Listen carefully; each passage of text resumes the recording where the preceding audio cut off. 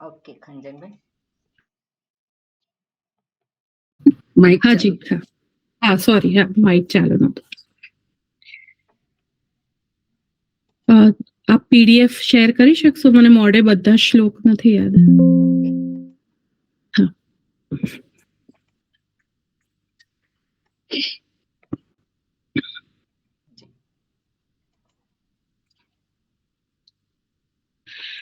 વક્રતુંડ મહાકાય સૂર્યકોટિ સમપ્રભ નિર્વિઘ્નમ કુરુ મે દેવ શુભ કાર્યેષુ સર્વદા સરસ્વતી નમસ્તુભ્યં વરદે કામરૂપિણી વિદ્યારંભં કરિષ્યામિ સિદ્ધિર્ભવતુ મે સદા વાગર્થાવિવ સંપૃક્તૌ વાગર્થઃ પ્રતિપત્તયે જગતઃ પિતરૌ વંદે પાર્વતી પરમેશ્વરૌ યેનાક્ષરસમામ્નાયં અધિગમ્ય મહેશ્વરાत् કૃત્સ્नं વ્યાકરણં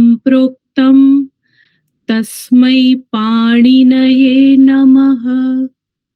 વાક્યકારં વરરુચિં ભાષ્યકારં પતંજલિં પાણિનિં સૂત્રકારં ચ પ્રણતોસ્મિ મુનિત્રયં. રામો રાજમણિः સદા વિજયતે રામં રમેશં ભજે રામેણાભિહતા નિશાચર ચમુઃ રામાય તસ્મૈ નમઃ. રામાન્નાસ્તિ પરાયણં પરતરં રામસ્ય દાસોऽસ્મ્યહં. રામે ચિત્તલયઃ સદા ભવતુ મે ભો રામ મામુદ્ધર.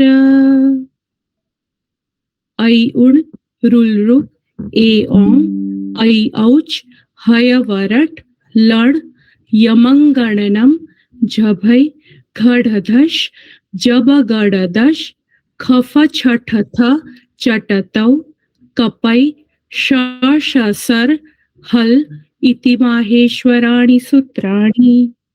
Very good. માત્ર માહેશ્વર સૂત્રમાં જે અનુનાસિક છે એમાં ય નથી, યમંગણનમ.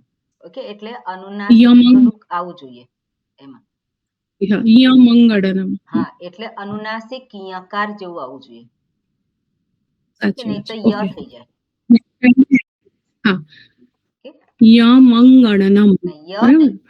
નેક્સ્ટ ટાઈમ યમંગણનમ. યમંગણનમ. ઓકે, બસ એટલો જ ફેર છે, બાકી બધું સરસ બોલાય. કારણ કે અનુનાસિક એટલે યકાર નથી. હા, સાચી વાત. એટલે ઘણી વખત એનું ઉચ્ચારણ જે છે તો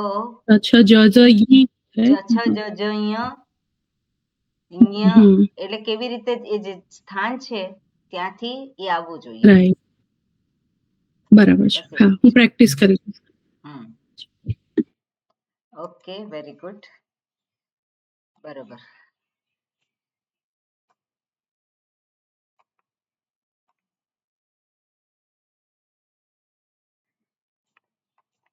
ઓકે, આપણે ઉદાહરણ જોયા છે અને ઉદાહરણ જે છે આદેશના સંદર્ભમાં જોયેલા છે.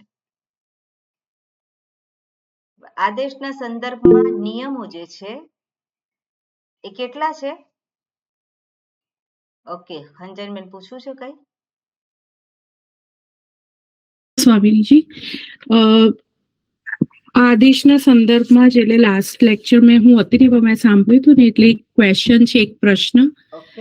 તો એટલે જે આપણે છેલ્લે વાત થઈ હતી ને કે આદેહે પરસ્ય એટલે જો પંચમી વિભક્તિ થી શબ્દની વ્યાખ્યા આપેલી હોય તો સ્થાનીના આદિના સ્થાનમાં આદેશ આવે. આ સ્થાનીના આદિવર્ણમાં આદેશ આવે તો જે આપણે સપ્તમી વિભક્તિના શબ્દથી જે રજૂ મીન્સ કે એનું જે વ્યાખ્યા આપેલી હોય તો એટલે અલોન્ત્યસ્ય છે કે ગીચ કે એક અનેકાલશિત સર્વસ્ય, એ જે સૂત્રો પરિભાષા સૂત્ર આદેશના સંદર્ભમાં છે એ જ આદિના વર્ણની સાથે બી સેમ વસ્તુ એ ડેફિનેશન આવે છે?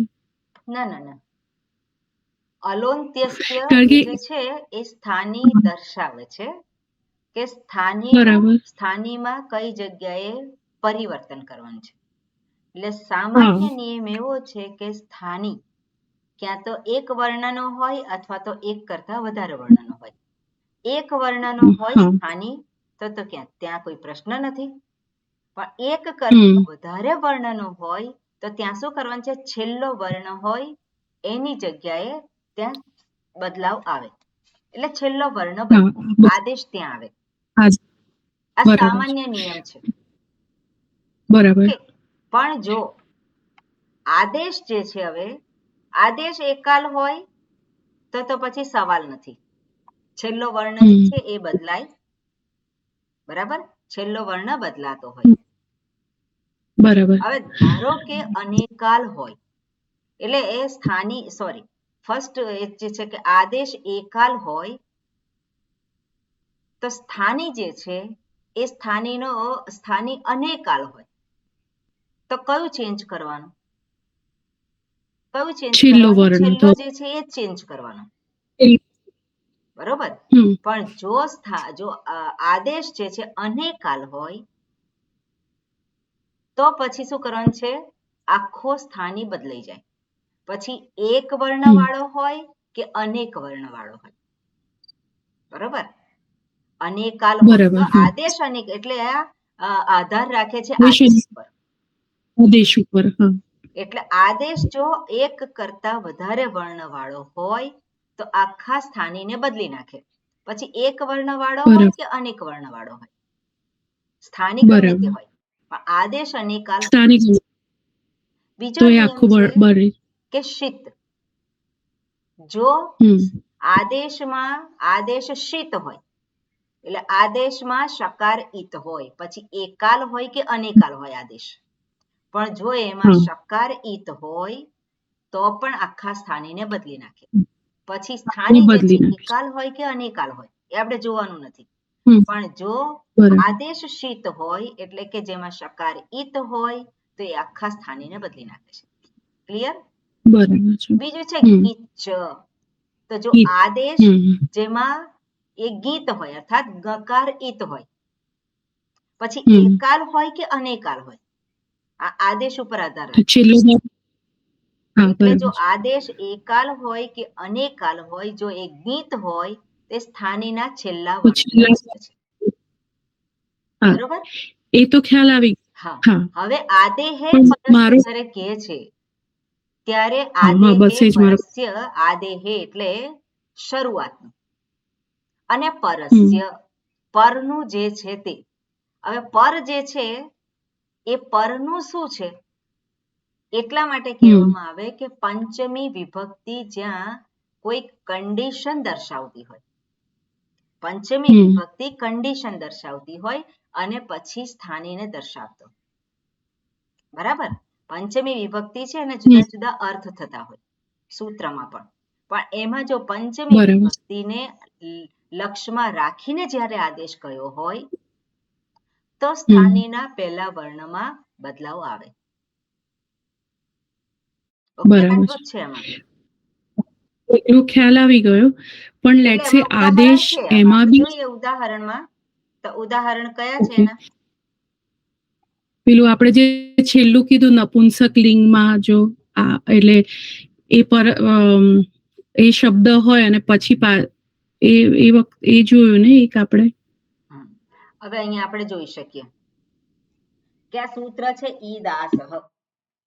શું કે છે અહીંયા? હવે આદેશ જે છે એ પ્રથમા વિભક્તિમાં હોય. ઓકે, આદેશ હંમેશા કઈ વિભક્તિમાં હોય? પ્રથમા વિભક્તિમાં હોય. સ્થાની કઈ વિભક્તિમાં હોય? ષષ્ઠીમાં. ષષ્ઠી વિભક્તિમાં. ચેન્જ ક્યાં હોય? ષષ્ઠી વિભક્તિમાં ષષ્ઠી સ્થાનીમાં વિભક્તિમાં. સામાન્ય નિયમ શું છે? છેલ્લો વર્ણ થાય, છે. બરાબર? છેલ્લો વર્ણ છે એ બદલાય, સામાન્ય નિયમ. પણ જો બરાબર. પંચમી વિભક્તિ કંડિશન બતાવે, આપણે અહીંયા જોઈએ કે ઈત આદેશ છે, પ્રથમા વિભક્તિમાં છે એટલે સ્થાની શું છે? આનસ્ય, એટલે આન, બરાબર? આન એ સ્થાની છે અને ઈત એ આદેશ છે. પણ અહીંયા શું કે છે? આસહ. અપંચમી વિભક્તિ છે. અપંચમી વિભક્તિ પછી ષષ્ઠી વિભક્તિ આવે અને પછી સપ્તમી વિભક્તિમાં આપણે એ પ્રમાણે તો ગોઠવવાનું છે. એટલે પહેલા શું લખવું પડે? આસ. અહીં લખ્યું છે આસ. પંચમી વિભક્તિ, ષષ્ઠી વિભક્તિ, એનું સ્થાન તો એ પ્રમાણે જ આવે. પંચમી વિભક્તિમાં હોય તે ક્યાં થાય? પહેલા પંચમી વિભક્તિનો શબ્દ લખાય, પછી જ ષષ્ઠી વિભક્તિનો. પણ પંચમી વિભક્તિમાં છે એ શું કે છે? આસ અને પછી આ ન આવ્યું. અને આ ન જે છે તો પરિણામ એ જે છે એ ક્યાં બદલવાનું છે? આનમાં. આનમાં. તો શું થશે? અહીંયા કન્ડિશન છે કે આસ પછી. આસ પછી જો આ ન હોય તો એનો ઈ આદેશ થાય છે. એટલે આગળ આસ હોવું જરૂરી છે. બરાબર. ઓકે, કન્ડિશન શું છે? આસીનઃ, આ જે છે આસહ. તો આસ પછી આ ન આવ્યું છે અને એટલા માટે અહીંયા આનો ઈ થયો છે. એટલે એ એવરી ટાઈમ પહેલા જ વર્ણમાં ખાલી બદલાય, આખા સ્થાનીને બદલે છે એવી કોઈ કન્ડિશન આવી શકે? ના, એવી કોઈ કન્ડિશન નથી અહીંયા. એવી જો કન્ડિશન હોય તે અનેકાલ હોવો જોઈએ, એ શીત હોવું જોઈએ, બરોબર? અહીંયા શું છે? આસહ આસીનઃ. તો પંચમી વિભક્તિમાં આપેલું છે. આપણે અહીંયા જોઈએ જ્ય ચ. અહીંયા શું છે? પંચમી વિભક્તિ છે. અહીંયા છે પંચમી વિભક્તિ? ના, નથી. નથી પંચમી આપી નથી. તો ત્યાં શું દર્શાવ્યું છે? કયો આદેશ છે અહીંયા? પ્રશસ્ય જે છે, પ્રશસ્યસ્ય ને પ્રથમા વિભક્તિમાં શું છે? જ્યહ છે, આદેશ જ્યહ. જ્યહ એટલે જ્ય. તો એકાલ છે કે અનેકાલ?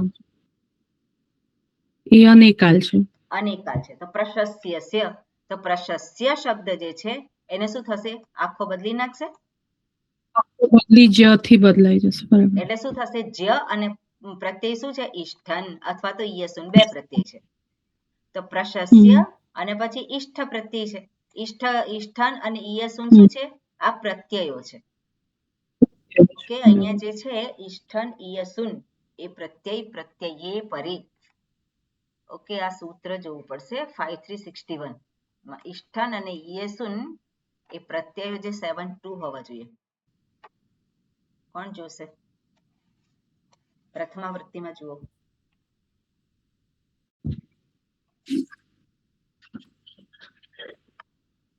નંબર કયો છે? 5361.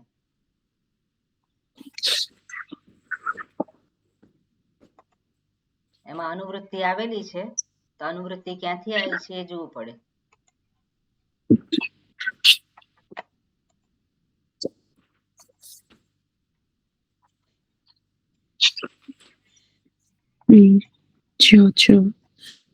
અનુવૃત્તિ પ્રશસ્ય અજાત. કયા સૂત્રમાંથી આવેલું છે અનુવૃત્તિ?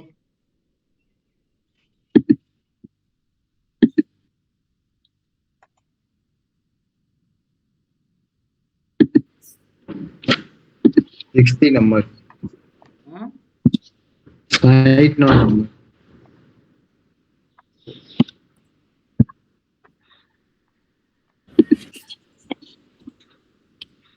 ઓકે, પ્રશસ્યનો જ્ય આદેશ છે. હવે તમે જુઓ ક્યાંથી આવે છે? ઈષ્ઠન અને ઈયસુન પ્રત્યય અનુવૃત્તિ તરીકે.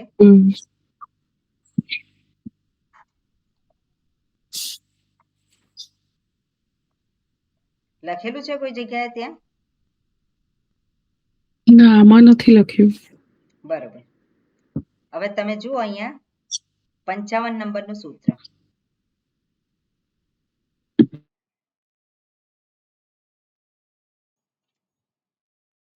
ઓકે, 55 નંબરનું સૂત્ર શું છે? એમાં ઈષ્ઠન પ્રત્યય આવેલો છે. બરાબર છે. તમપ અને ઈષ્ઠન પ્રત્યય છે. એટલે ઈષ્ઠન પ્રત્યય જે છે ઈષ્ઠનૌ. હવે એ ત્યાં જે છે તમે તમપ ઈષ્ઠનૌ એ બે છે એટલે 1 2 લખે છે. અને ઈયસુન પ્રત્યય જે છે એ કઈ જગ્યાએ છે? દ્વિવચન વિભજ તરફ ઈયસુન એ છે 57 નંબરમાં.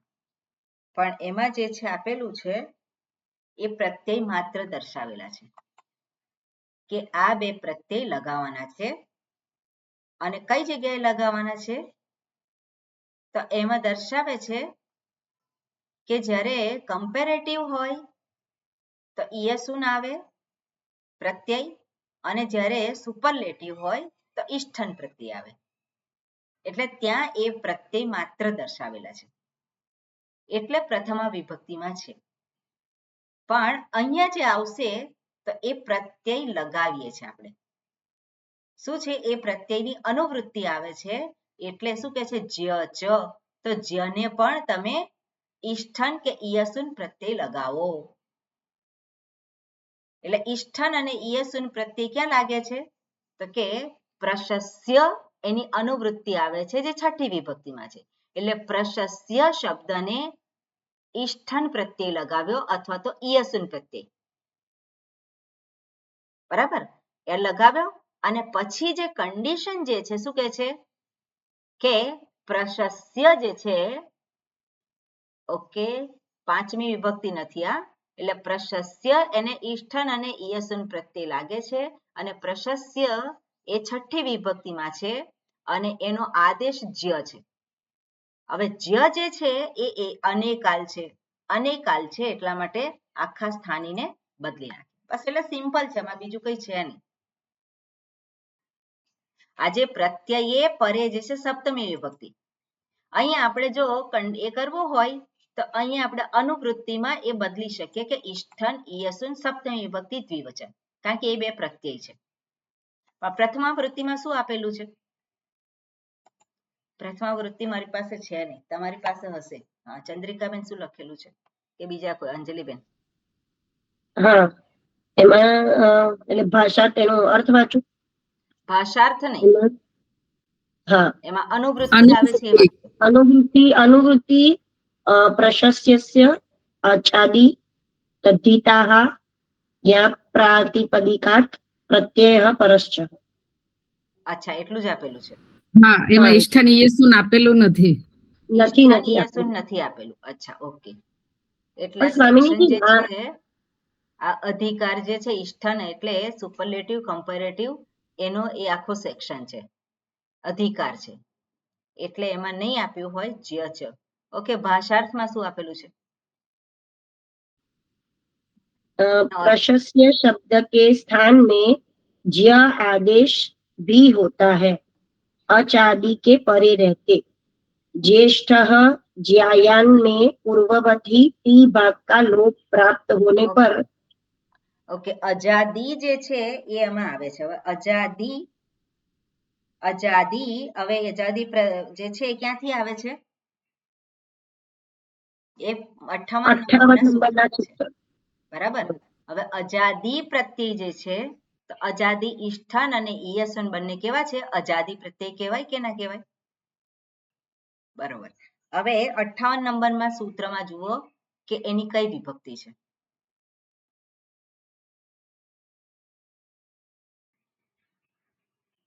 પ્રથમા વિભક્તિ છે. પ્રથમા વિભક્તિ છે. અજાદી એ પ્રથમા વિભક્તિ છે. તો અજાદી ગુણવચનાદ દેવ, ગુણવચનાત એવ, ગુણવચનાત પંચમી વિભક્તિ છે એ. એટલે અજાદી જે છે આ બંને કેવા છે? પ્રત્યય અજાદી છે. એટલે અજાદી ગુણવચન એટલે એને ડિફાઇન કરે છે કે ગુણને દર્શાવનાર છે. ગુણ એટલે શું છે? કમ્પેરેટિવ અને સુપરલેટિવ એ પ્રમાણે અહીંયા દર્શાવ્યું છે. પણ એ અજાદી જે છે તો એ અજાદી પ્રત્યયને દર્શાવે છે. પ્રથમા વિભક્તિ એમાં શું છે? પ્રથમા વિભક્તિ દ્વિવચન છે કે એકવચન છે? દ્વિવચન છે. દ્વિવચન છે એનો મતલબ છે કે ઈષ્ઠન અને ઈયસુન બે પ્રત્યયની વાત કરે છે. બરાબર? એટલે કમ્પેરેટિવ ડિગ્રી અને સુપરલેટિવ ડિગ્રી માટે આ બે પ્રત્યય છે. અને આ બે પ્રત્યય જે છે કયા શબ્દને લાગે છે? તો અહીંયા દર્શાવ્યું છે આ સૂત્રમાં પ્રશસ્ય, 60મા સૂત્રમાં. અને પછી પ્રશસ્ય શબ્દને જે છે આ બંને લાગે છે. પ્રશસ્ય જે છે એની શું થાય છે? જ્ય ચ. તો પ્રશસ્યનો જ્ય આદેશ પણ થાય છે. બરાબર? એટલે આ પ્રમાણે બધા સૂત્ર કનેક્ટેડ છે. આપણે જ્યારે ભવિષ્યમાં જોઈશું ત્યારે આના વિશે સ્પષ્ટતા થશે. પણ અત્યારે શું દર્શાવે છે? જ્ય ચ. તો પ્રશસ્યનો આદેશ શું થાય છે? જ્ય થાય છે. અને જ્યારે પ્રત્યયને લગાવવામાં આવે કહો છે ઈષ્ઠન અથવા તો ઈયસુન, પ્રત્યય જ્યારે એને લાગે છે ત્યારે. તો જ્ય જે છે અનેકાલ છે એટલા માટે એ આખા સ્થાનીને બદલી નાખે છે. એમાં પંચમી વિભક્તિ નથી. ઓકે, આગળ જોઈએ આપણે આ ઉદાહરણ. એમાં શું છે? જ્યાયાત આત ઈયસહ, એ જ સેક્શન છે એમાં દર્શાવેલું છે જ્યાયાત. તો જ્યાયાત જે છે એ પંચમી વિભક્તિ, તો પ્રાતિપદિક શું થાય?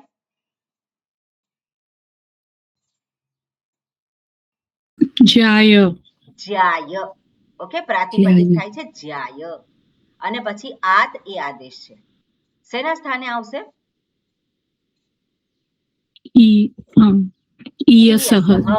એટલે ઈયસુન પ્રત્યય છે એટલે ઈયસ પ્રત્યયના સ્થાને આત આવશે.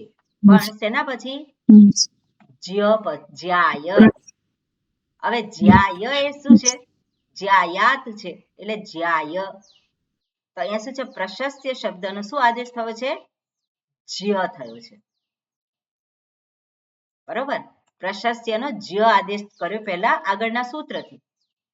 અને પછી ઈયસુન પ્રત્યય છે એમાં એ સ્થાની છે અને સ્થાનીમાં આદેશ આત થાય છે. હવે આત એટલે શું? માત્ર આ. તો એ આ ક્યાં આવશે? ઈના સ્થાને. કઈ પરિભાષાથી? તો કે આદેહે પરસ્ય. એટલે જ્યારે પણ કોઈ કન્ડિશન હોય એટલે શું છે કે તમારે આ શબ્દ પછી આ સ્થાની હોય તો પછી એ સ્થાનીનો પહેલો વર્ણ બદલવાનો. હંમેશા એવી રીતે તમે જોશો. જ્યારે પણ પહેલું બદલાતો હોય પહેલો વર્ણ, ત્યારે હંમેશા કંઈક નહીં કે આના પછી આ શબ્દ હોય તો. ઓકે, કન્ડિશન એ રીતની થઈ જાય છે.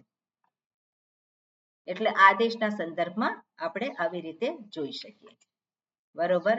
આગળ આપણે જોયું હતું બે સ્થાની અને બે આદેશ છે. તો બે સ્થાની કયા છે આમાં? બહોહો લોપહ ભૂચ બહોહો અને ઇષ્ઠમેયસ્સુ. ઇષ્ઠ ઇમન ઈયસ્સુ વિભક્તિ. ઓકે, વિભક્તિ પરિણામ એમાં 6-3 કર્યું છે. એટલે પ્રત્યય શું છે અહીંયા? ઇષ્ઠ ઈયસુન આ પ્રત્યય છે અને એ સ્થાની છે. આ સ્થાની છે અને પછી આ શું છે? બહોહો. એટલે બહુ શબ્દ પછી એવું થયું. બહુ શબ્દ પછી શું છે? ઇષ્ઠ ઇમન અને ઈયસ. તો આદેશ શું છે? લોપહ અને ભૂહુ. હવે અહીંયા જે છે એ બદલાય છે. તો શું થાય છે? બહોહો. ફરી પાછું એમાં ષષ્ઠી વિભક્તિ એકવચન કરેલું છે. એટલે આમાં જે છે શું છે? બે કાર્ય થયા છે. એક લોપ થયો છે અને બીજું જે છે કે ભૂ આદેશ થયો છે. આની અંદર કેવી રીતે લગાવી છે? તો અહીંયા બહુ શબ્દ છે અને પછી ઈમન પ્રત્યય છે. હવે ઈમન પ્રત્યય જે છે તેમાં શું થશે? આદેશ શું થાય છે અહીંયા? ભૂ અને લોપ. ભૂ અને લોપ છે. હવે ભૂ જે છે બહુ છે એનો ભૂ થઈ ગયો છે અહીંયા. બહુ શબ્દને ભૂ આદેશ થઈ ગયો. હવે આ ષષ્ઠી વિભક્તિમાં છે ખરો? નથી. એટલે પહેલા શું કરવું પડે કે બહુ શબ્દને પંચમી વિભક્તિમાં લીધો અને પછી આદેશ જે છે એ અહીંયા કર્યો. એટલે ઈ જે છે એનો લોપ કર્યો અને લોપ કર્યા પછી જે છે એ બહુ શબ્દને ફરી પાછું ષષ્ઠી વિભક્તિ તરીકે લીધો છે અને એ બહુનો શું આદેશ થાય છે ભૂ અને શબ્દ બન્યો છે ભૂમન પ્રથમા વિભક્તિ ભૂમા ઓકે એટલે આપણે પ્રથમા વૃત્તિ હોય અને એની અંદર કઈ રીતે લીધું છે કે પછી અષ્ટાધ્યાયી એપ્લિકેશનમાં અને કઈ રીતે એનું કર્યું છે એ આપણે જોવાનું આપણને બધી જોઈને સામાન્ય ખબર પડે સૂત્રને જોઈને સામાન્ય ખબર પડે કે આ સ્થાની છે આદેશ છે પણ ટોટલી આપણે એવી કઈ રીતે કાર્ય કર્યું છે એ આપણને ખબર પડે નહીં એટલે આપણે એ સૂત્રમાં જોવાનું એટલે નોટમાં જોઈએ અથવા તો અહીંયા જોઈએ એટલા માટે અહીંયા શું કર્યું હોય બહોહો ફરી પાછું ષષ્ઠી વિભક્તિમાં મૂક્યું હોય એટલે પહેલા એક કાર્ય કર્યું અને પછી પાછું વિભક્તિ વિપરિણામ કર્યું બહોહો અને તો જ એના સ્થાને ભૂ આદેશ થઈ શકે પણ આ બધું જે છે આપણે એમાં જોઈને કરવાનું હોય ઓકે એના પછી અહીંયા ગીત આદેશનું આપ્યું છે અનંગ તો ગીત હોય અનેકાલ હોય શું કરવાનું છેલ્લા વર્ણમાં પરિવર્તન થશે છેલ્લા વર્ણમાં થાય અનેકાલ હોય પણ ગીત હોય તો છેલ્લા વર્ણમાં એકાલ હોય તો પણ છેલ્લા વર્ણમાં ઓકે એટલે આ પ્રમાણે એટલે પિતૃ પ્લસ સુ અહીંયા કોઈ કન્ડિશન નથી અનંગ અને પછી શું છે અહીંયા આ ષષ્ઠી વિભક્તિમાં છે અને પછી એમાં અનંગ જે છે આદેશ છે એટલે પિતૃ શબ્દ છે ઋકારાંત શબ્દ છે અને સુ પ્રત્યય લગાવ્યો તો સુ પ્રત્યયના સ્થાને શું આદેશ થાય છે અન આદેશ થાય છે અને પછી અન આદેશ થયો અને પછી એનું એ થાય છે ઋકારના સ્થાને થાય ને ઋકારના સ્થાને અન આદેશ થાય ને બરોબર ઋકારના સ્થાને અલોન્ત્યસ્ય એટલે સ્થાની શું છે અહીંયા સ્થાની પિતૃ એટલે ઋકાર છે ઓકે ઋકાર છે અને ઋકારના સ્થાને અન આદેશ થયેલો છે ઓકે પછી આગળ મોનુસ્વારહ તો એમાં પણ શું છે મહ તે ષષ્ઠી વિભક્તિમાં છે અને અનુસ્વાર એ આદેશ છે તો શું છે મકારનો અનુસ્વાર આદેશ થાય છે ક્યારે છે હલી હલી એટલે જે સાતમી વિભક્તિમાં છે પાછળ હલ હોય ત્યારે અને પદસ્ય તો મહ અને પદસ્ય એટલે પદના જે મકાર જે છે એનો પદમાં જે મકાર હોય શબ્દમાં જે મકાર હોય તો એમાં શું થાય છે અને કયો મકાર પદની અંતર્ગત છે તો કે ના પદાંત ઓકે પદાંત તો ત્યાં પરિભાષાનો ત્યાં ઉપયોગ કર્યો છે શું છે કઈ પરિભાષા છે તો તદંત વિધિ ઓકે તદંત વિધિ અહીંયા કરી છે એટલે પદાંત મકારનો જો એની પછી વ્યંજન હોય તો ત્યાં મકારનો અનુસ્વાર થઈ જાય છે ઓકે સચરુહુ તો ત્યાં સકારના સ્થાને શું થાય છે રેફ થાય છે તો સકારનો રેફ એ આદેશ થયો છે તો પદના અંતે જો સકાર હોય તો સકારનો રેફ થઈ જાય છે ઓકે આ રીતે આપણે બધા જ જોયેલા છે હવે આપણે આગળ જઈશું બધાને ખ્યાલ આવ્યો ખરો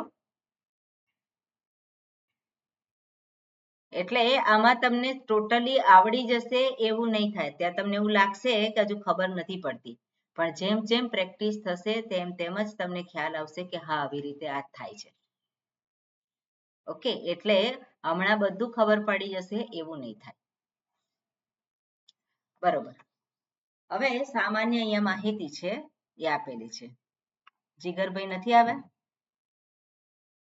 ના આજે નથી હા કિશોરભાઈ ઓકે કિશોરભાઈ તો છે હા છું બરોબર એટલે પ્રશ્ન આવ્યો નહીં એટલે મને થયું કે આવ્યા નથી કે શું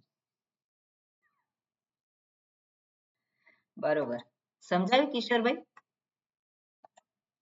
હા હજી પ્રયત્ન ચાલુ જ સમજવાનો બરોબર એટલે એ એકદમ સમજાઈ જશે એવું નહીં થાય ધીરે ધીરે વસ્તુ ગોઠવાતી જશે ઓકે પણ સામાન્ય વસ્તુ શું છે સપ્તમી વિભક્તિ હોય તો સપ્તમી વિભક્તિ જનરલી શું કહે છે? પરસપ્તમી કહેવાય છે એને. પરસપ્તમી એટલે કે ષષ્ઠી વિભક્તિ પછી આવે, પણ સપ્તમી વિભક્તિ એટલે હંમેશા એ જ દર્શાવે, એ જ અર્થને દર્શાવે સૂત્રમાં એવું જરૂરી નથી. એ સપ્તમી વિભક્તિ એ વિષયને પણ દર્શાવનાર હોઈ શકે. ઓકે, પછી પંચમી વિભક્તિ છે તો આપણે કહે છે પરપંચ, એટલે પેલું પરસપ્તમી કે છે અને આ જે છે એને પંચમી. કઈ પંચમી કહેવાય છે? પંચમી જે છે એ દર્શે છે તસ્માત ઇતિ ઉત્તરસ્ય. તો જે કંઈ કાર્ય કરવાનું છે એ પંચમી વિભક્તિ પછી કરવાનું છે. અને સપ્તમી વિભક્તિ હોય તેમાં સામાન્ય શું છે કે સૂત્રમાં જે દર્શાવેલો હોય સપ્તમી વિભક્તિમાં તેના કાર્યને દર્શાવે છે કે કાર્ય એની પૂર્વે થાય છે, એટલે કે ષષ્ઠી વિભક્તિમાં. બરોબર. પંચમી વિભક્તિ જે છે બીજું જે છે કે પૂર્વ નિમિત્ત હોય તો આદેહે પરસ્ય એ સૂત્રથી સ્થાની જે છે એ સ્થાનીને દર્શાવે છે. આદેહે પરસ્ય. ઓકે, પછી આગળ છે વિશેષણ પણ હોય તેને તદંત વિધિ લાગુ પડે, અને એ પણ આપણે જોઈશું. તદંત વિધિ અને તદાદિ વિધિ છે એ જેમ જેમ આપણે આગળ સૂત્ર જોઈશું તેમ તેમ ખ્યાલ આવશે. ઓકે, સૂત્રમાં ષષ્ઠી વિભક્તિ હોય તે સ્થાનીને દર્શાવે છે, અને સ્થાની એકાલ હોઈ શકે, અનેકાલ હોઈ શકે. તૃતીય વિભક્તિ હોય તો યોગે શબ્દ આપણે એની સાથે જોડવાનો હોય. જેવી રીતે અંત શબ્દ જોડીએ છે કે આદિ શબ્દ જોડીએ છે. પંચમી વિભક્તિ હોય, ષષ્ઠી વિભક્તિ હોય તો અંત શબ્દ જોડાય. બીજી બધી જ વિભક્તિ હોય. સાતમી વિભક્તિ હોય તો આદિ શબ્દ જોડાય. એવી જ રીતે ત્રીજી વિભક્તિ હોય તો યોગે શબ્દ જોડવાનો.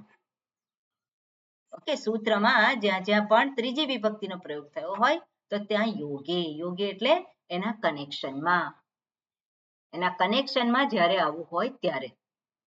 ઓકે, પછી આગળ છે પ્રથમા વિભક્તિ. તો પ્રથમા વિભક્તિમાં જનરલી શું છે? આદેશ દર્શાવે. પણ આદેશ જ દર્શાવે છે એવું નહીં, ત્યાં પ્રત્યય પણ દર્શાવેલો હોય પ્રથમા વિભક્તિમાં, કે પછી આગમ જેને કહેવામાં આવે છે એ પણ દર્શાવેલું હોય. ઓકે, એટલે પ્રથમા વિભક્તિનો એ છે કે સપ્તમી વિભક્તિ પૂર્વમ કાર્યમ ભવતી, અને જો વિશેષણ હોય તો તદાદિ વિધિ પણ લાગુ પડે છે. ઓકે, એટલે આ જે છે એ સામાન્ય અહીંયા ઇન્ફોર્મેશન છે સૂત્રના સંદર્ભમાં. ઓકે, હવે આગળનું સૂત્ર છે, ફરી પાછું સૂત્રને સમજવા માટે જ છે આ. અને શું કહેલું છે? વિપ્રતિષેધે પરમ કાર્યમ. વિપ્રતિષેધે જે છે એટલે જે સૂત્રમાં જે ક્રમમાં હોય, સૂત્ર જે ક્રમમાં બધા છે એ ક્રમમાં જ્યારે બે સૂત્ર કોઈક પરિસ્થિતિમાં લાગુ પડે છે એક સાથે, એક સિચ્યુએશન જે છે એમાં બે સૂત્ર લાગુ પડી શકે એવી સંભાવના છે, તો કયું સૂત્ર લગાવવાનું? તો કે છે ક્રમમાં જે પછી આવતું હોય એ સૂત્ર લગાવવાનું. બરોબર, ક્રમમાં જે પછી આવતું હોય એ સૂત્ર લગાવવાનું. આ જે છે સામાન્ય નિયમ છે. ક્રમમાં જે બીજું સૂત્ર આવતું હોય એને લગાવવાનું. ઓકે, એટલે શું કે છે? તુલ્ય બલ વિરોધ એટલે કે બે જુદા જુદા સ્થાનોમાં ચરિતાર્થ થવા વાળા બે સૂત્રો જ્યારે એક સાથે એક કાર્યમાં પ્રાપ્ત થાય, એટલે એક સિચ્યુએશન છે અને એમાં બે સૂત્ર લાગુ પડે છે, પણ એ બે સૂત્ર દ્વારા જે દર્શાવવામાં આવે છે એ કાર્ય બંનેનું જુદું છે. બરાબર, બંને સૂત્ર જે છે એ જુદા જુદા કાર્ય દર્શાવે છે, પણ સિચ્યુએશન શું છે કે જેમાં બે સૂત્ર લાગુ પડી શકે. તો ત્યાં કયું સૂત્ર લગાવવાનું? તો કે છે સામાન્ય નિયમ એવો છે કે એના પછીનું સૂત્ર લગાવવાનું, ક્રમમાં જે આવતું હોય. ઓકે, એટલે આ જે છે સામાન્ય નિયમ છે કે એક તુલ્ય બલ વિરોધ એટલે કે બે જુદા જુદા સ્થાનોમાં ચરિતાર્થ થવા વાળા બે સૂત્રો જ્યારે એક સાથે એક કાર્યમાં પ્રાપ્ત થાય છે ત્યાં તુલ્ય બલ વિરોધ થયો કહેવાય. એને જ વિપ્રતિષેધ પણ કહેવામાં આવે છે. પાણીની આવા સમયે નિયમ સ્થાપિત કરવા માટે આ પરિભાષા સૂત્ર આપે છે અને કે છે વિપ્રતિષેધે પરમ કાર્યમ. આમ આ સૂત્ર પ્રમાણે જ્યાં વિપ્રતિષેધ પ્રાપ્ત થાય ત્યારે ત્યાં પરકાર્ય એટલે કે સૂત્રોના ક્રમમાં જે સૂત્રનો ક્રમ પર અર્થાત પાછળ હોય તે પ્રમાણે કાર્ય થાય છે. ક્યારેક આ નિયમની વિરુદ્ધ પૂર્વ પ્રતિષેધ પણ જોવા મળે છે. એટલે ક્યારેક આપણે જોયું હતું ગીચ તો પહેલું આપી દીધું અને પછી અનેકાલશિત સર્વસ્ય આપ્યું. એટલે શું કર્યો કે પૂર્વ અપવાદ કર્યો આપણે કહીએ છીએ. ઓકે, એટલે ક્યારેક પૂર્વ પ્રતિષેધ પણ જોવા મળે છે. એટલે સામાન્ય નિયમ અને પછી એનો અપવાદ. આને શું કહેવાય? એક સામાન્ય નિયમ છે અને પછી એનો અપવાદ કર્યો છે. એટલે વિપ્રતિષેધે પરમ કાર્યમ, તેના પછીનું સૂત્ર જે છે શું કરે છે? ત્યાં અપવાદ કરેલો છે. પણ એ અપવાદ જે છે એ પૂર્વમાં પણ હોઈ શકે. ઓકે, હવે સામાન્ય જે છે કે કઈ રીતે આપણે સ્થાની જે છે એને બદલવાનું. આદેશ જે આવે છે સ્થાનીના સ્થાને તો કયો નિયમ લાગુ પડવાનો? આપણે જોયું હતું કે સ્થાની અંતરતમઃ, જે નજીકનો જે હોય આદેશ એ લગાવવાનો અને પછી આદેશના સંદર્ભમાં બીજા બધા નિયમ છે અનેકાલશિત સર્વસ્ય અને એ બધું. પણ જ્યારે નજીકનો આદેશ જ્યારે જોવાનો હોય તો નજીક એ કઈ રીતે નક્કી કરવાનું? તો એને માટે અહીંયા દર્શાવે છે. તો નજીક એટલે શું છે? જ્યાં બે સૂત્રો વચ્ચે ઉત્સર્ગ અપવાદ, નિત્ય અનિત્ય, અંતરંગ બહિરંગ સંબંધ હોય અને તુલ્ય બલતા પ્રાપ્ત થતી હોય ત્યારે આ નિયમ લાગુ પડતો નથી. ઓકે, મેં જે વાત કરી ઉત્સર્ગ અને અપવાદ એ અહીંયા એ નથી. અહીંયા વિપ્રતિષેધે પરમ કાર્યમ એટલે ઉત્સર્ગ અને અપવાદ નથી. એટલે ગીચ મેં જે આપ્યું ઉદાહરણ એ એનું ઉદાહરણ નથી. ઓકે, એટલે અહીંયા જે દર્શાવે છે કે જ્યારે એક જ પરિસ્થિતિમાં બે સૂત્ર લાગતા હોય તો પછીનું એ સૂત્ર આપણે લગાવવાનું. એની પરિસ્થિતિ આપણે જુદી જુદી જોઈશું. ઉત્સર્ગ અપવાદ હોય તો અપવાદને જ પહેલા સ્થાન આપવાનું, કારણ કે ઉત્સર્ગ સામાન્ય નિયમ છે અને પછી એનો અપવાદ કર્યો છે. તો અપવાદ કર્યો છે તો શેને લગાવવાનો? એ ઉત્સર્ગ ત્યાં લાગુ પડે નહીં. હવે એ ઉત્સર્ગ અપવાદ પછી નિત્ય અનિત્ય. હવે નિત્ય અને અનિત્ય શું છે? તો ત્યાં આપણે જોઈશું કે ત્યાં સૂત્રમાં લગાવેલું હોય કે તમારે આ જ પ્રત્યય લાગે. તો નિત્ય હોય પ્રત્યય એ જ લગાવવાનો હોય તો શું થાય? ત્યાં અનિત્યને સ્થાન ના હોય. એટલે નિત્ય અને અનિત્ય, અંતરંગ અને બહિરંગ. હવે અંતરંગ અને બહિરંગ જે છે એના સંદર્ભમાં આપણે જોઈએ કે જે નિયમો અહીંયા દર્શાવેલું છે. આપણે જોઈએ કે અહીંયા શું લખ્યું છે કે ઉત્સર્ગ એટલે સામાન્ય નિયમ, અપવાદ એટલે વિશેષ નિયમ, અંતરંગ એટલે જ્યાં નિયમો ઓછા લાગુ પડતા હોય અને બહિરંગ એટલે જ્યાં નિયમો વધારે લાગુ પડતા હોય. આગળ છે નિત્ય એટલે જે નિયમમાં વિકલ્પ ન હોય અને અનિત્ય એટલે જ્યાં નિયમમાં વિકલ્પ હોય. એટલે આ રીતે જે છે તમે આનો અર્થ લેજો. અહીંયા ઉત્સર્ગ એટલે કે સામાન્ય નિયમ, અપવાદ એટલે વિશેષ નિયમ. અને આ બધામાં જે છે ઉત્સર્ગ અને અપવાદ, નિત્ય અને અનિત્ય, અંતરંગ અને બહિરંગ, તો એમાં કયું વધારે મહત્વનું છે? તો કે છે પર નિત્ય અંતરંગ અપવાદાનામ ઉત્તરોત્તર બલિયમ. સૌથી વધારે બળવાન કોણ કહેવાય? અપવાદ કહેવાય. અપવાદ કરતા ઓછું બળવાન શું કહેવાય? અંતરંગ કહેવાય. અંતરંગ કરતા પણ ઓછું બળવાન શું કહેવાય? નિત્ય કહેવાય. અને એના કરતા પણ ઓછું બળવાન શું છે? પર છે. એટલે પર પછી નિત્ય આવે, પછી અંતરંગ આવે અને અપવાદ. ઓકે, એટલે આ જે છે એનું એ આપેલું છે. હવે આ બધું જ જે છે જોવાનું હોય અને આટલા નિયમો કે આ કયું છે ને શું છે આપણને બધોય ખ્યાલ આવે નહીં. બધું એક સાથે મગજમાં રાખી શકાય નહીં. એટલે જે પેલા વ્યાકરણ શાસ્ત્રીઓ હોય અને એ બધું છે એને ઘણું બધું મથામણ કરી હોય અને પછી એને બધું ખબર પડે. એટલે આપણે તો જે પેલા આપણે જોયા છે ચાર્ટ જે જોયો ક ખ ગ ઘ ङ એટલે કૂચું તું ટૂંપું, એમાં ઘોષ, અઘોષ અને કઠોર વ્યંજન અને મૃદુ વ્યંજન, અને એ બધું યાદ રાખવાનું. અને એ બધું એટલું યાદ રહે, એટલું સરળતાથી યાદ રહે બધું. વિવાર અને સંવૃત્ત અને આ બધું છે એ બધું એટલું સરળ નથી. નિત્ય અને અનિત્ય એટલે એ બધી માથાકૂટમાં બહુ પડવાનું નહીં. એટલે અહીંયા કહે છે કે અકૃત વ્યુહાહા પાણિનીયાહા. એટલે શું કહે છે કે ઈચ્છિત શબ્દની નિષ્પત્તિ અર્થે નિયમોને આધારે જ્યારે પ્રવૃત્તિ થતી હોય અને ત્યારે જો એ નિયમ ઈચ્છિત શબ્દને પ્રાપ્ત કરાવનાર દેખાતો જોવા ન મળે તો એવા નિયમથી એ વિમુખ થાય છે. એટલે નિયમને વળગી રહેતો નથી. જેવી રીતે આપણે જોયું કે બહુ શબ્દને પંચમી વિભક્તિનો આધાર લઈ અને ષષ્ઠી વિભક્તિમાં ફેરફાર કર્યો, અને ફરી પાછું શું કર્યું, બહુ શબ્દને ષષ્ઠી વિભક્તિમાં લઈ લીધો. કેમ? એને સ્થાની બનાવી દીધો. કેમ? કારણ કે સૂત્રમાં કહ્યું છે કે એના સ્થાને ભૂ આદેશ કરો. હવે આવું બધું કેવી રીતે ખબર પડે? શબ્દ છે શું છે લેંગ્વેજમાં? ભૂમન. ભૂમા શબ્દ છે, તો ભૂમા શબ્દ કેવી રીતે બન્યો? તેનું પ્રાતિપદિક છે ભૂમન. ભૂમન કેવી રીતે થયું? તો કે બહુ શબ્દને ઈમન પ્રત્યે લાગ્યો, ઈમનીચ. તો શું થયો? ઈનો લોપ થયો, મન રહ્યો. પછી પાછું શું થાય છે કે આવું.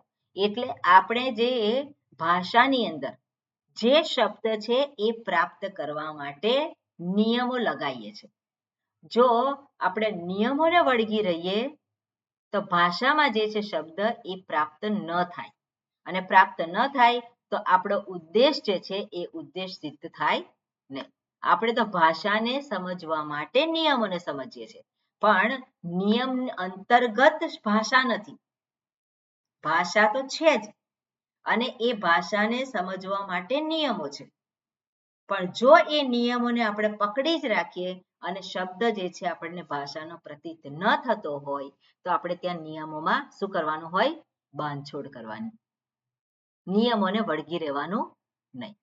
અને એ બધું જ આ જે વ્યાકરણ શાસ્ત્રીઓ છે એમણે આપણા માટે કરેલું છે. એટલે એમણે જે કરેલું છે એ પ્રમાણે આપણે ચાલવાનું. ઓકે, એટલા માટે એને કહેવામાં છે અકૃત વ્યુહાહા પાણિનીયાહા. એટલે ઈચ્છિત શબ્દની નિષ્પત્તિ અર્થે નિયમોને આધારે જ્યારે પ્રવૃત્તિ થતી હોય અને જો એ નિયમ ઈચ્છિત શબ્દને પ્રાપ્ત કરાવનાર દેખાતો જોવા ન મળે તો એવા નિયમથી એ વિમુખ થઈ જાય છે. એટલા એવા નિયમોને પકડી રાખતો નથી. ઓકે, બરોબર. હવે આટલું આ બેકગ્રાઉન્ડ આપણે જે જોયું આદેશના સંદર્ભમાં અને બધું અત્યારે જ જોયું. હવે આ જ એક જે છે બીજો એક ટોપિક છે, એકચ્યુઅલી રેડ કરવા જેવું હતું.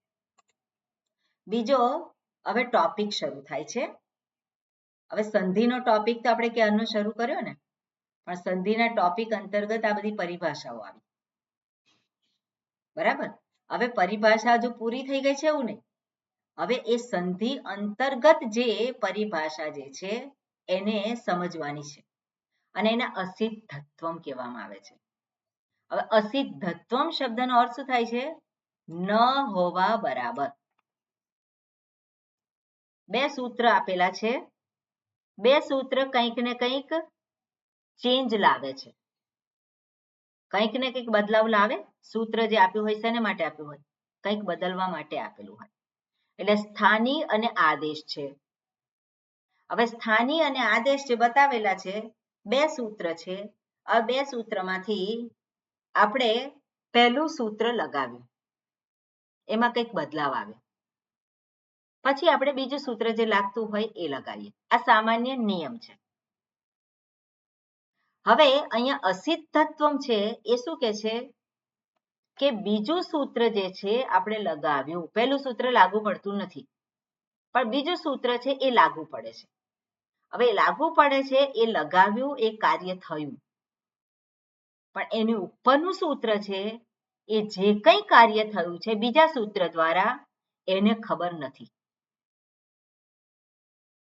એટલે એ જે પહેલું સૂત્ર છે એને માટે સ્થિતિ શું છે? બીજું સૂત્ર જાણે કે ન હોવા બરોબર છે, કારણ કે એ જે કંઈ કાર્ય કરે છે એ એને દેખાતું નથી. બરાબર? એટલે આને કહેવામાં આવે છે અસિદ્ધત્વમ.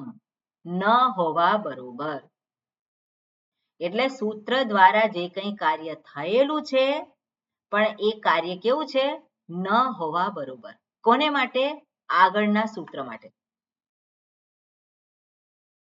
કોક આવે ઘરમાં અને કંઈક કરીને જાય પણ ખબર પડે નહીં. પેલો ઉઠે ત્યારે ખબર પડે,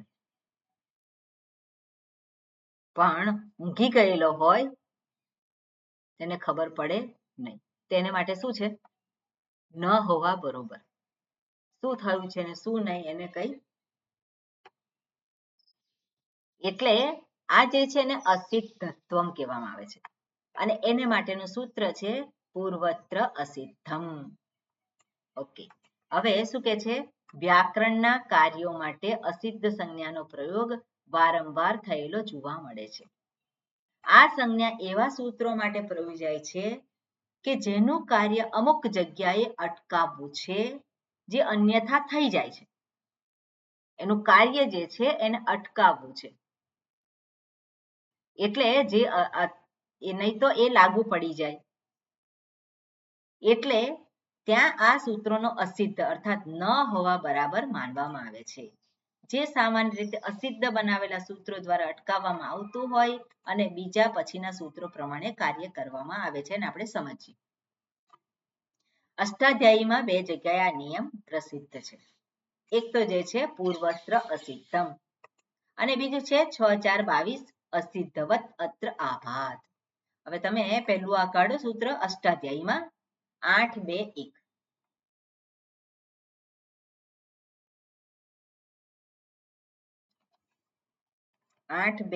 છે એ સૂત્ર તમે કાઢો. શું લખ્યું છે?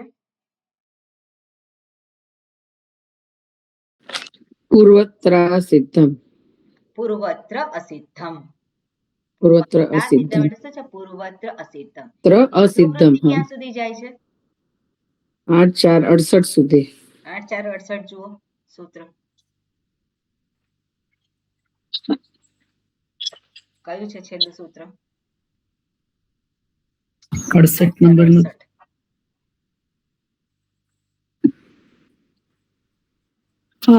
અનુસ્વારસ્ય. હા બોલો ખજરી. બોલો ખાલી અનુસ્વારસ્ય યઈ પર સવર્ણઃ. 8-4-68. 68. હા એ તો ફક્ત અ ને અ જ. એટલે મેં એટલે જ કરું 8-4-68 સુધી જાય છે ને. અનુવૃત્તિ ક્યાં સુધી જાય છે? છેલ્લે સુધી, છેલ્લા સૂત્ર. છેલ્લા. 8-4-68. એનો અર્થ છે કે બીજું પાદ, ત્રીજું પાદ અને ચોથું પાદ. બરાબર ને? એટલે 3 પાદ, જેને કહેવામાં આવે છે ત્રિપાદી. પ્રસિદ્ધ શબ્દ છે એને માટે શું છે? ત્રિપાદી. ત્રિપાદી એટલે શું છે? 3 પાદ.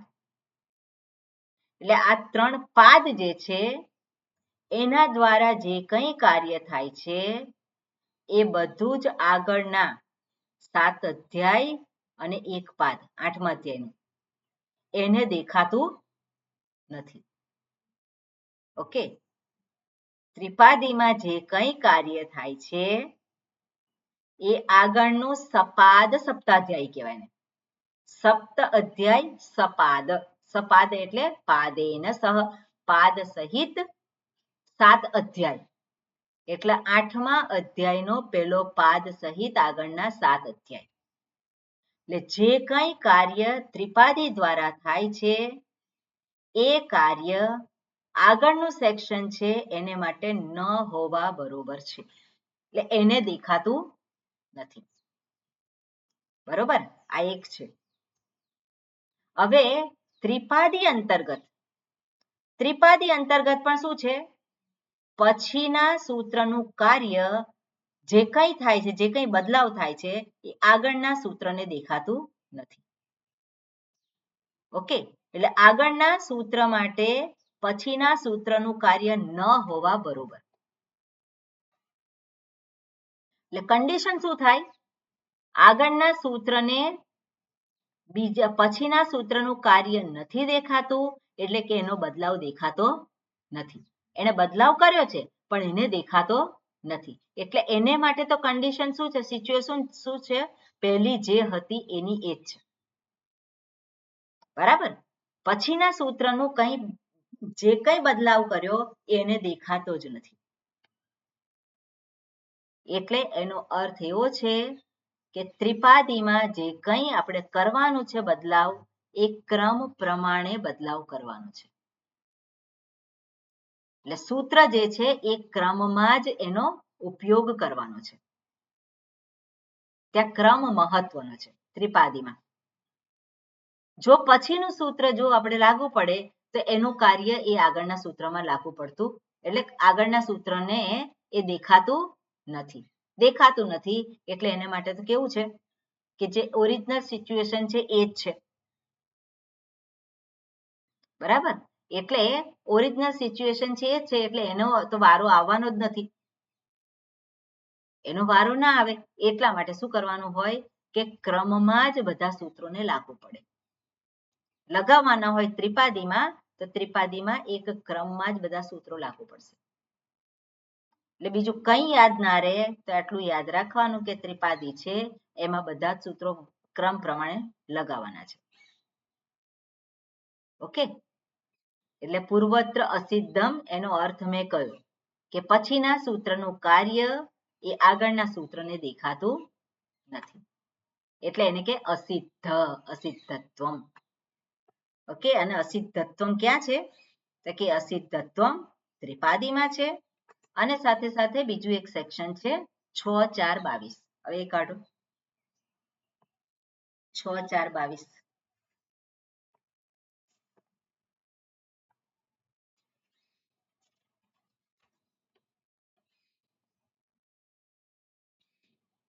કયું સૂત્ર છે? અસિદ્ધવદત્રાભાત. એટલે અસિદ્ધવત અત્ર આભાત. અત્ર આભાત. અને અનુવૃત્તિ ક્યાં સુધી છે? 175 સુધી. 175 સુધી. 175 સૂત્ર કયું છે?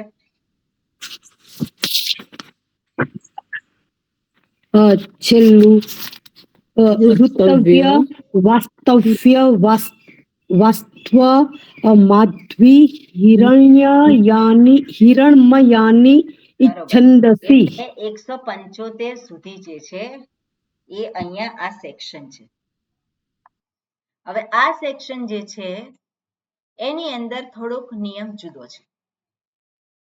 અસિદ્ધત્વમ છે પણ પેલામાં ક્રમમાં સૂત્ર જોવાના છે. અહીંયા ક્રમમાં સૂત્ર નથી જોવાના, આમાં સિચ્યુએશનને આધારે જોવાનું છે. હવે સિચ્યુએશન કઈ છે અને કયા આધારે જોવાનું છે એ જ્યારે આપણે સેક્શન જોઈશું અને ત્યારે એનો વિશેષ જોઈશું. અત્યારે માત્ર આપણે ત્રિપાદી જે છે એ ત્રિપાદીને આપણે જોઈએ કે ત્રિપાદીમાં નિયમો જે લાગુ પડે એ એક પછી એક લાગુ પડે છે. તો અહીંયા જે છે અસિદ્ધત્વમ છે ખરું અહીંયા, પણ એમાં ક્રમ પ્રમાણે જે મેં વાત કરી એ પ્રમાણે અસિદ્ધત્વમ નથી. એટલે એનું અસિદ્ધત્વમ કઈ રીતે છે એ આપણે પછી જોઈશું. અત્યારે આને સ્પષ્ટ કરીએ. ઓકે. એટલે એક વસ્તુ જે છે આમાં શું કહ્યું છે એમાં કે સપાદ સપ્તાધ્યાયીમ પ્રતિ ત્રિપાદી અસિદ્ધાઃ વર્તતે. ત્રિપાદ્યામ અપી પૂર્વશાસ્ત્રમ પ્રતિ પરમ શાસ્ત્રમ અસિદ્ધમ વર્તતે. એટલે શું કહે છે? આ અધિકાર સૂચવે છે કે અધિકારમાં દરેક નિયમ તે નિયમ પહેલાના નિયમો દ્વારા અવિદ્યમાન દર્શાવવામાં આવે છે. એટલે મેં જે વાત કરી એટલે એને માટે ન હોવા બરોબર છે. આગળના સૂત્રને પહેલા આવેલા સૂત્રને માટે પછીના સૂત્રનું કાર્ય દેખાતું નથી. જે કંઈ બદલાવ થયો એ દેખાતો નથી. એટલે અહીંયા શું કહે છે? સપાદ સપ્તાધ્યાયી અને ત્રિપાદી બે મુખ્ય વિભાગ કર્યા. વ્યાકરણ શાસ્ત્રને બે ભાગમાં વહેંચી નાખ્યું. પાણીની આ જે અષ્ટાધ્યાયી છે એને બે ભાગમાં વહેંચ્યું. કયું છે પહેલું? સપાદ સપ્તાધ્યાયી અને પછી છે ત્રિપાદી. આ બે સેક્શન છે. સપાદ સપ્તાધ્યાયીનું કાર્ય પૂરું થઈ જાય પછી જ ત્રિપાદીમાં આવવાનું. એનો અર્થ શું છે કે પહેલા સપાદ સપ્તાધ્યાયીમાં જે કંઈ કરેલું છે એ પહેલા કાર્ય પૂરું કરી દેવાનું અને પછી જ ત્રિપાદીમાં આવવાનું. જો ત્રિપાદીને સીધું લગાવીએ તો સપાદ સપ્તાધ્યાયનું કાર્ય થઈ શકે નહીં. ઓકે, એટલે નિયમ એવો છે, ક્રમ એવો છે કે પહેલા સપાદ સપ્તાધ્યાયી જે છે એમાં દર્શાવેલા નિયમો લાગુ કરવાના અને બધું જ સપાદ સપ્તાધ્યાયીનું કાર્ય થઈ જાય એના પછી ત્રિપાદીમાં આવવાનું અને ત્રિપાદીમાં ક્રમમાં જે સૂત્રો આવે એ પ્રમાણે એને લગાવવાના. ઓકે, આ વસ્તુ સ્પષ્ટ થશે જેમ જેમ સૂત્રો જોઈશું તેમ. એટલે જે નિયમો આપણે લગાવીશું તેમ તેમ આપણને એ સ્પષ્ટ થઈ જશે. એટલે સપાદ સપ્તાધ્યાયી એટલે શું છે? સપ્તાનામ અધ્યાયાનામ સમાહાર સપાદ સપ્તાધ એટલે સપ્તાધ્યાયી. સપ્તાનામ અધ્યાયાનામ સમાહાર સપ્તાધ્યાયી એટલે 7 અધ્યાયનો સમૂહ. અને પાદેન સહ સપ્તાધ્યાયી એટલે સપાદ સપ્તાધ્યાયી. પાદેન સહ એટલે એક પાદ સહિત. તો 8મા અધ્યાયનું પ્રથમ પાદ છે એના સહિત જે છે એને સપાદ સપ્તાધ્યાયી કહેવામાં આવે છે. ત્રિપાદી ત્રયાણામ પાદાનામ સમાહારઃ 3 પાદોનો સમૂહ જે છે એને શું કહેવાય છે? ત્રિપાદી. ઓકે, માં શું છે? કૃત સૂત્રેણ ઉક્તસ્ય અસિદ્ધત્વમ અષ્ટાધ્યાયમ આવૃત ચત્વારી પ્રયોજનાની સંતિ. ઓકે, 4 પ્રકારના એના પ્રયોજન છે. શું કે છે?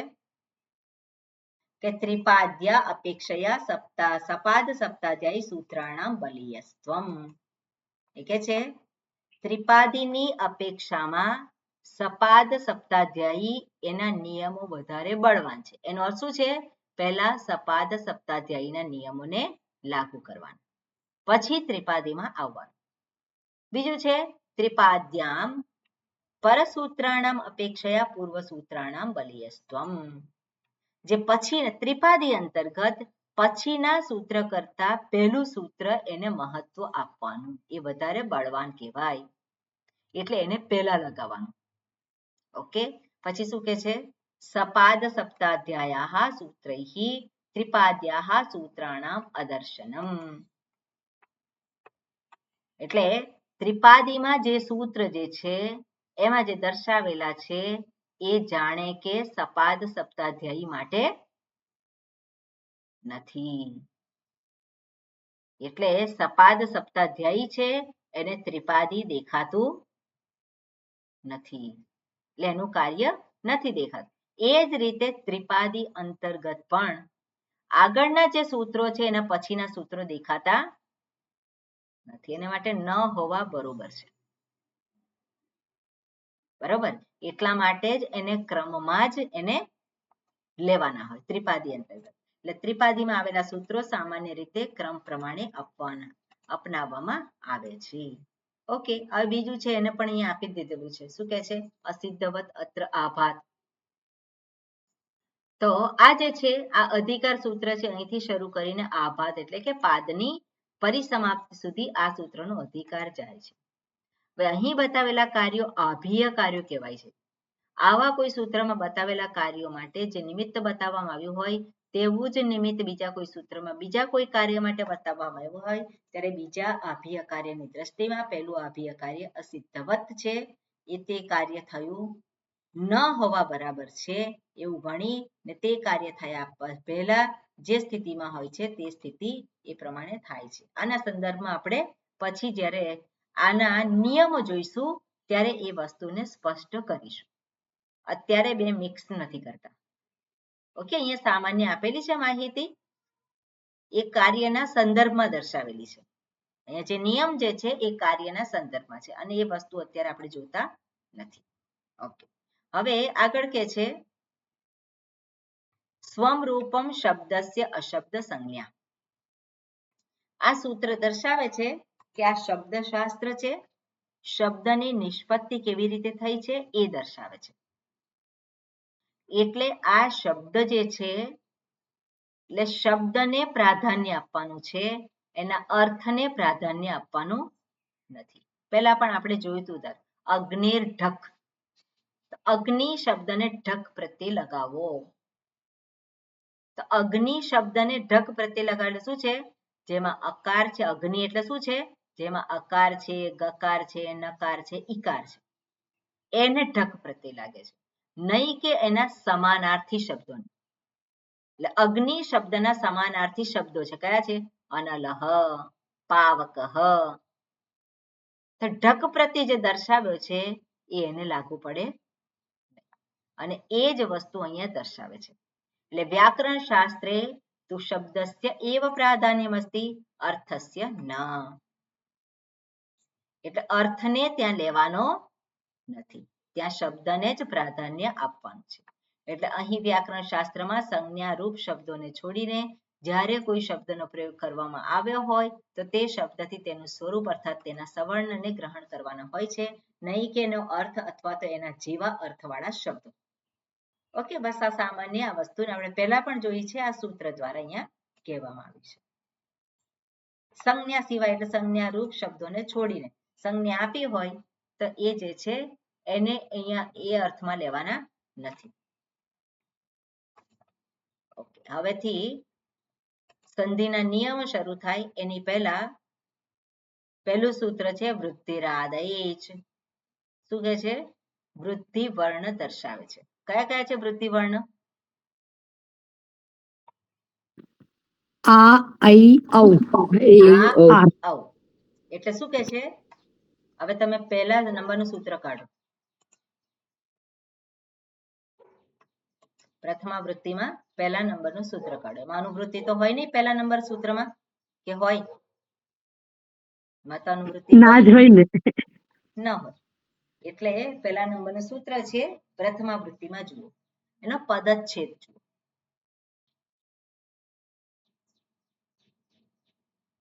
શું આપ્યું છે પદચ્છેદ? વૃદ્ધિ આદૈચ. વૃદ્ધિ આદૈચ. હવે આદૈચ છે એમાં સમાસ છે.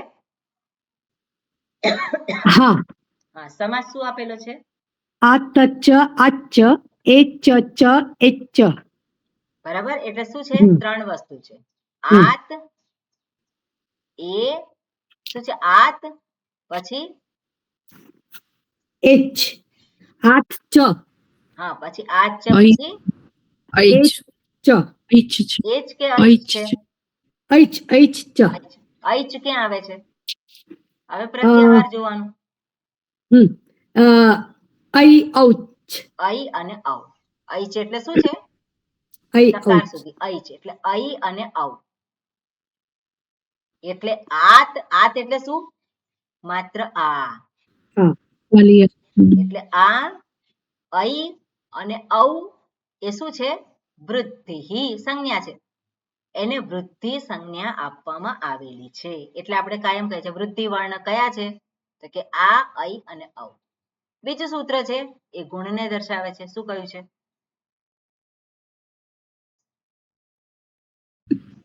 आदेन गुण મયુરીબેન બોલશો તમે કે બીજા કોઈ બોલશે?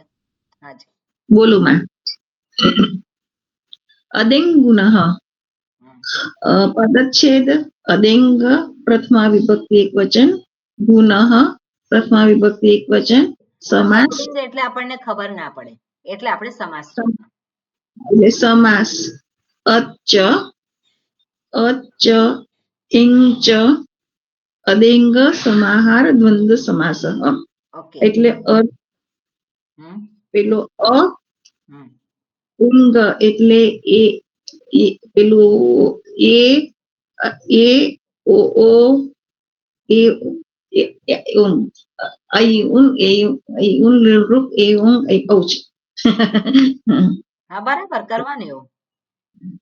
એટલે એમાં જે આવે એટલે છે શું? આ એ ને ઓ. એ અને ઓ એટલે અ, એ અને ઓ એને શું કહેવામાં આવે છે? ગુણ.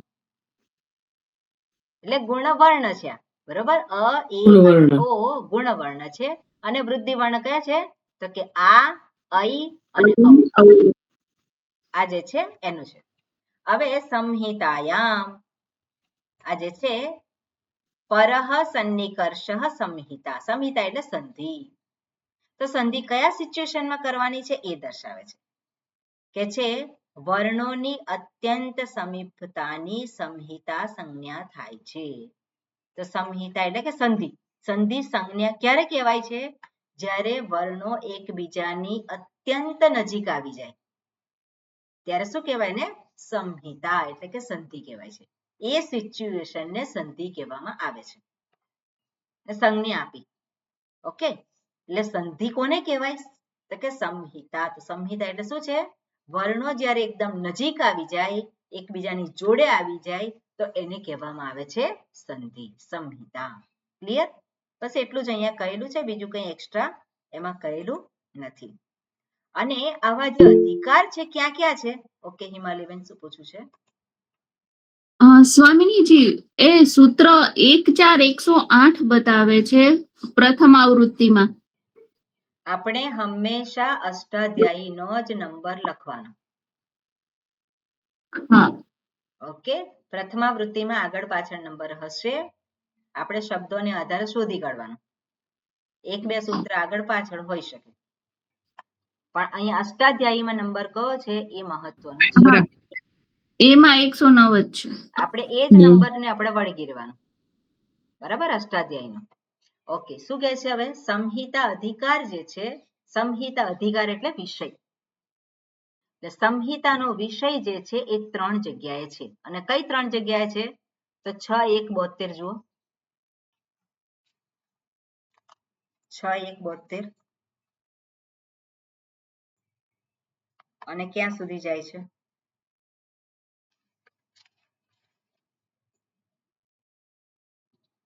અ, 158 સુધી જાય છે. ઓકે, એટલે 158 નંબરના સૂત્ર સુધી આ સંધિનો અધિકાર, એટલે અધિકાર એટલે કે વિષય છે. ઓકે, બીજી કઈ જગ્યાએ છે? 6:3:114 જુઓ.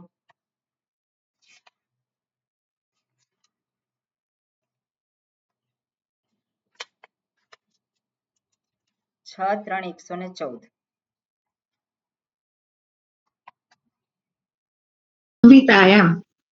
હા, ક્યાં સુધી જાય છે? સંહિતાયામ 135. આ અધિકાર આપણે જોવાના નથી, એટલે ચિંતા ના કરશો. ઓકે, એટલે આપણે પહેલો અધિકાર છે એ જોવાના છીએ, અને છેલ્લો છે એ. હવે છેલ્લો સંહિતા અધિકાર ક્યાં છે? તો 8:2:108 ત્રિપાદી અંતર્ગત છે. ઓકે, 8:2:108 ક્યાં સુધી જાય છે અનુવૃત્તિ? 8:4:68 સુધી. એટલે છેક સંહિતાયામ એવા વચ્ચે સંહિતાયામ. એટલે ત્રીજો અધ્યાય અને ચોથો અધ્યાય શું કહેવાય છે? સંધિ કહેવામાં આવે. ત્રિપાદી અંતર્ગત ત્રીજો અને ચોથો કેવો છે? એને સંધિ કહેવામાં આવે છે. ક્લિયર? બસ, એટલે આટલા અધિકાર છે. વ્યાકરણમાં 3 જગ્યાએ સંધિ હંમેશા થાય છે, જે કારિકા દ્વારા દર્શાવવામાં આવે છે. ઓકે, તો આ જગ્યાએ સંધિ થાય છે. કઈ જગ્યાએ સંધિ થાય? તો કે હંમેશા સંધિ આ જગ્યાએ કરવાની હોય છે, જ્યારે એક જ પદ, એક જ શબ્દ હોય તો ત્યાં સંધિ કરવાની હોય. શબ્દ અંતર્ગત જ્યારે વર્ણો આવતા હોય તો ત્યાં હંમેશા સંધિ થાય જ. એક જ શબ્દ અંતર્ગત હોય. ધાતુને ઉપસર્ગ લગાવવામાં આવ્યો હોય તો ઉપસર્ગ અને ધાતુ જે છે બંનેની સંધિ કરવાની હોય. અને જ્યાં સમાસનો શબ્દ, સમાસ ક્યાં બને છે? બે શબ્દોનો એક શબ્દ બને. બરાબર ને? સમાસમાં શું કરીએ છીએ? બે શબ્દ, બે કે બે થી વધારે શબ્દ શું છે? જોડાય અને એક શબ્દ બને. તો ત્યાં પણ સંધિ હંમેશા કરવાની છે. ઓકે, એટલે આ 3 જગ્યાએ હંમેશા સંધિ કરવાની જ હોય છે. ઓકે, હવે આપણે 6:1:72 છે એને આપણે નેક્સ્ટ ટાઈમ થી જોઈશું. સંહિતાયામ. ઓકે, સંહિતાયામ જે છે અધિકારમાં જે કંઈ કહેવામાં આવ્યું છે એને સંહિતા અર્થાત સંધિ જાણવું. સંહિતાયામ સામાન્ય વસ્તુ છે. પછી બીજા જે છે વિરામો અવસાનમ. તો વિરામ થઈ ગયો એટલે અવસાન એને કહેવામાં આવે છે. એના પછી એકેય વર્ણ નથી. જ્યારે એક પણ વર્ણ ના હોય એના પછી તેને શું કહેવામાં આવે છે? અવસાન. ઓકે, આટલું લખ્યું છે અને પછી ઇકો યણચી સંધિ સૂત્ર ચાલુ થાય છે. એને આપણે નેક્સ્ટ ટાઈમ જોઈશું. આટલું રાખીએ. ઓમ શાંતિ શાંતિ શાંતિ. હરિ ઓમ શ્રી ગુરુભ્યો નમઃ. હરિ ઓમ. ઓકે, હવે આપણે આવતા નેક્સ્ટ ટાઈમ એટલે આવતા અઠવાડિયામાં નવરાત્ર છે ત્યાં સુધી આપણે ક્લાસ નથી. ઓકે, એટલે જી રામનવમી માં. પછી જ્યારે પણ આપણે એ આવશે ત્યારે ક્લાસ શરૂ થશે. થેન્ક યુ માં, થેન્ક યુ. મારે તો અયોધ્યા જવાનું હતું, મને થયું કે શનિવારનો ક્લાસ મારો જશે પણ નહીં જાય. બરોબર, ભગવાને બચાવી દીધા તમને. હા, શું માં? સિદ્ધાર્થ ભગવાને બચાવી લીધા તમને.